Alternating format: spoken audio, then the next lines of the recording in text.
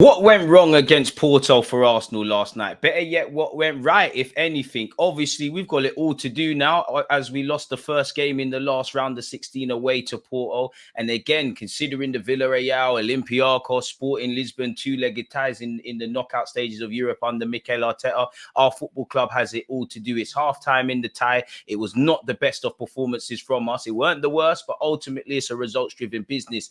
In life, they say the winner wins and the losers explain. We lost yesterday, so let's explain what potentially went wrong.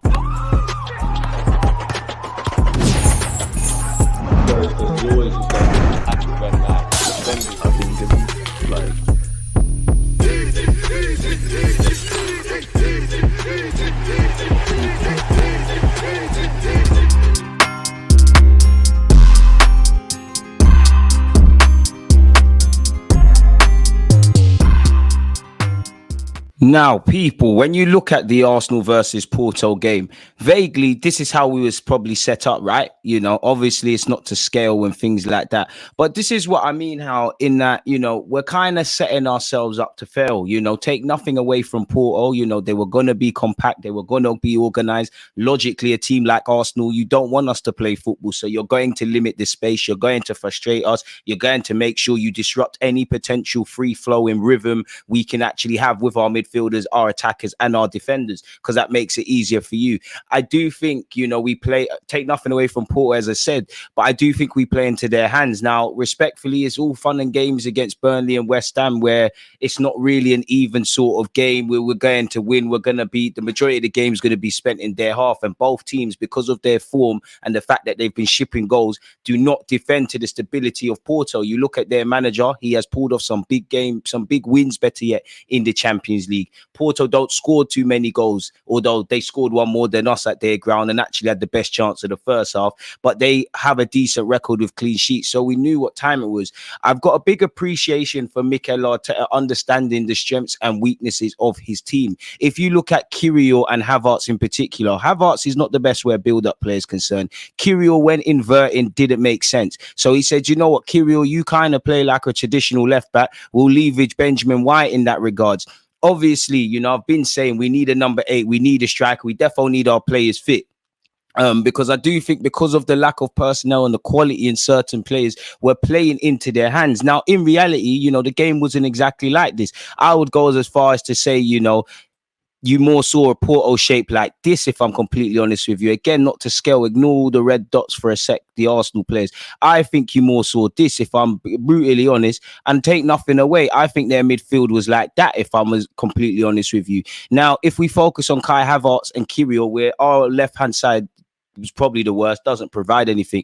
Havertz, he's not interested in build-up play. That's something that is not a strength of his. You run forward and go and do that. Martinelli's out wide. So that's one gap, right, people? Kirill is out there. Obviously, probably a bit further forward. Gabriel's probably having to play out from the back a bit more. Benjamin White's going to invert, and Declan Rice is probably filling in this space. Now that Benjamin White has inverted, obviously that is meaning Bukayo Saka is not getting Benjamin White overlapping. So Saka is dropping deep. Not that Saka was amazing, but when you're getting the ball, Saka's out the game. Where does that leave Mr. Martin Odegaard? As you saw, he is probably the only one that was on something in that game. Odegaard's having to try and get into the pockets. And then Trossard naturally is having to drop. Havertz is out of sorts, really and truly. It's just square pegs in round holes. And then ultimately, take nothing away, everyone was poor. We're making it harder for ourselves to ultimately go from Raya to Saliba or Gabriel or Kirill or Odegaard or whoever and ultimately have chances. We had a couple of snapshot opportunities, snapshot opportunities, people, but ultimately they came to nothing in the game, right?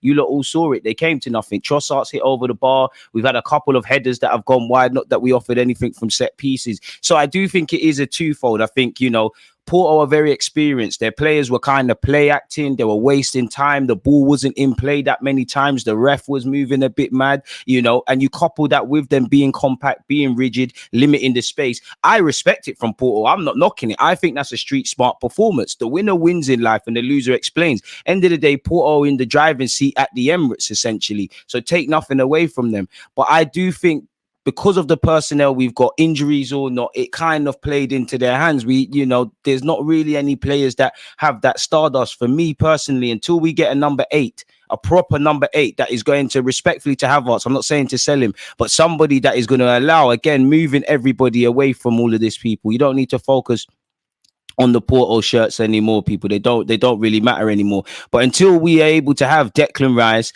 a proper number 8, and Martin Odegaard, it's a myth. Now, I was screaming for Jorginho to come on the pitch, and I think he was terrible. But there's no coincidence. When you've seen cameos from Smith Rowe or Jorginho, Odegaard and Declan Rice look a lot better because Odegaard can stay further up the pitch. You start bringing people in. There's an issue on that left-hand side. Until we address that, which is something for the summer, we're not going to get to where we could get to potentially as a football club, people. For me, it's as simple as that. Let's move on. Sorry to remind you, Arsenal fans, but Porto 1, Arsenal 0. A last-minute winner didn't go our way.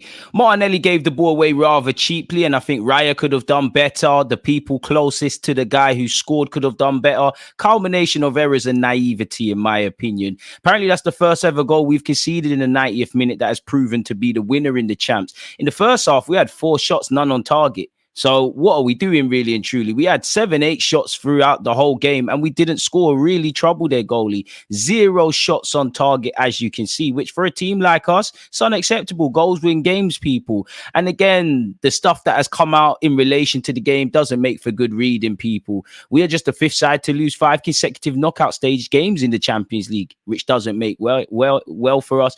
And their goal scorer showed where he scored. Ultimately, it was crap. Let's be honest, it was lackluster, it was uninspiring. We didn't create ultimately. Mikel Arteta said he was very disappointed and said you get punished for stuff like that in the Champions League, people. He then went on to speak about how we had total control, dominance of the game, and we looked to be more of a threat and play more in the final third. He is right. We did have a lot of set pieces, but it's clear, as he said there, we have to win the game at the Emirates if we want to go through to the next round. It's simple as that. Life can be so beautiful, but so harsh at the same time, people.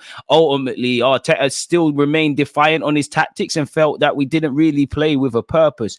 Porto's manager has beaten a number of clubs, as you can see in front of me, people. And he said Arsenal wanted to play, we wanted to win. Great statement, really and truly. And again, he did his homework. He said Arteta is from the Pep school, who is the culture with the most titles in the world. They think that the best way to beat their opponent is to have more possession of the ball. It's what you do with a football, but that depends on the team and the performers they have. We had 40 to 60% possession of the ball, which is not a scandal. I didn't mind having 30-70% and winning 2. It all depends on what you want to do with the ball within the strategy defined to score goals, which, you know, Pep Guardiola, Mr. Sergio, Mikel Arteta, Arsene Wenger, Jurgen Klopp, Jose Mourinho. You're probably wondering why I'm saying these managers. They're all very different. Again, what one might think is the most important thing to a football team, the other might say is the least important. Fundamentally, you all have to score goals if you want to win games and titles. It's as simple as that, people. The game between Porto and Arsenal saw 36 fouls committed, the most in any Champions League game this season. The ball was actually only in play for 50 minutes. I think that's so ugly from Porto. It's beautiful. Why would they want us to play football? Why would they allow us to get into the rhythm and groove of things? It does not make sense, people. And as you can tell, you know, the round of 16 at this moment in time is set up with Napoli and Barcelona drew 1-1. Inter Milan and Atletico Madrid's game ended 1-0 to Inter Milan. Big up you lot who's part of the watch-alongs. PSV and Borussia Dortmund ended 1-1. And Arsenal versus Porto ended in a defeat to Portugal. To be fair, we don't travel well to Portugal, so it's probably expected. But it feels like a game where we cheated ourselves. If we did as great as we could and the team were better, which they was, fair enough. But it feels like we didn't do the best.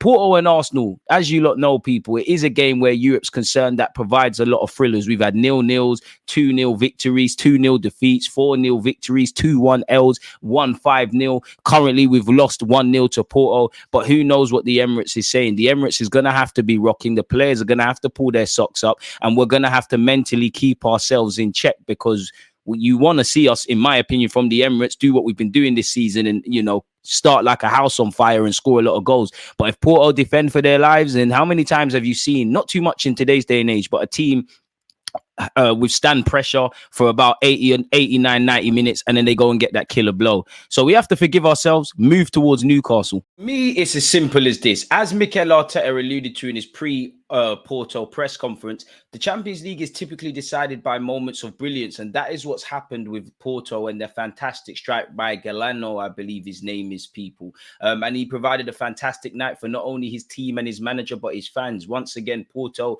you know, are in the driving seat, and, you know, the Emirates is going to be a different dynamic. We're going to have to play a lot better. We're going to have to slice them open. They're probably going to defend for their absolute lives, and maybe they get that sucker punch second goal. We don't have the best of pedigrees in Europe historically as a club, definitely where the Emirates and the Champions League is concerned. Under Mikel Arteta, obviously it's primarily been the Europa League, but then you look at Olympiacos, you look at Sporting, and now what is on the face of us with Porto.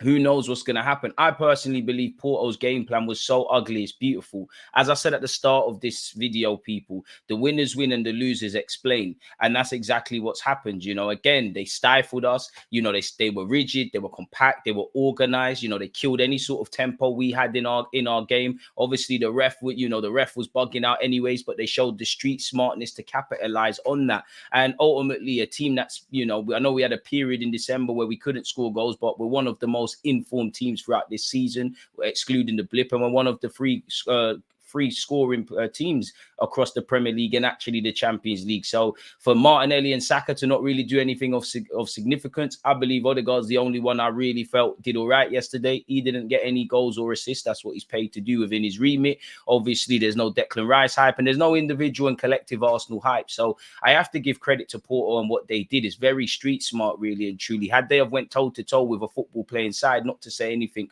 with Porto, because in the first half, they probably should have scored when they hit the post. It would be suicidal for them, really. So considering the results Porto have got under their current manager, considering what they've done, all I've got is applaudance for them. I think we showed a lot of naiveties, you know, in how we approach the game, maybe not changing things. Obviously, a byproduct of what we have available to us is because we've got a thin squad by Mikel Arteta's admission. I don't think Arsenal are going to get to where we can get if we don't address midfield significantly and obviously get more strength in depth. And say what you want about Gabriel Jesus, Zinchenko, Thomas Partey, and all the players that are out. We always talk about, you know, the players that are not involved, but we could have done with their Champions League experience. And I would definitely say where Partey and Zinchenko and Jesus are concerned, some players that have a bit about them technically that could have given us a bit more within that game. But that's all ifs and buts. Porto in the driving seat, you know, whether this is going to be where Arsenal's Champions League return ends or if this is going to be somewhat of a rainy day and a bright sort of season for us in the Champs is another thing. I'm quite pessimistic on winning the Champions League and the Premier League, but we have to give ourselves a good account of ourselves.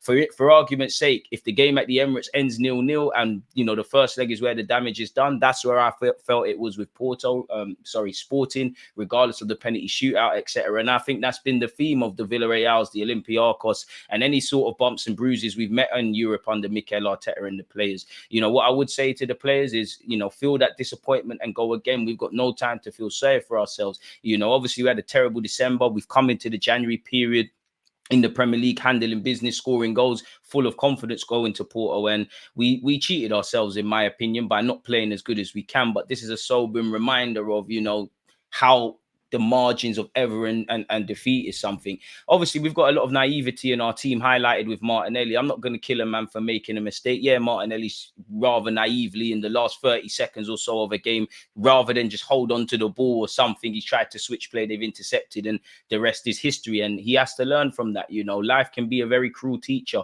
in regards like that. And I think you need that. But what I would say to Martinelli, who ultimately has lost the ball, I believe Declan Rice and I can't remember the other Arsenal player are not getting close enough to stop the shot. And I believe David Raya's positioning could have been better. I'm not here to say, you know, one player is to blame. We're all in this together. The names I've just said there in that example, if every one of the players that haven't said their names, if they've played to the best of their ability and the game plan's worked out and this fine margin has gone against us down to the players I've listed, then fair enough. But if any one of those 11 starting Arsenal players and everyone who came off the bench can say that they gave the best account of themselves, that they couldn't have done better, you know, fair enough. But I believe they all could, you know, fair enough. This is a 30-second to a minute segment that has decided the game and ultimately controlled the narrative of the game. But across the 90 minutes prior, because it wasn't added on time, did we do enough to walk away out of Portugal or out of Porto Stadium with 3 points?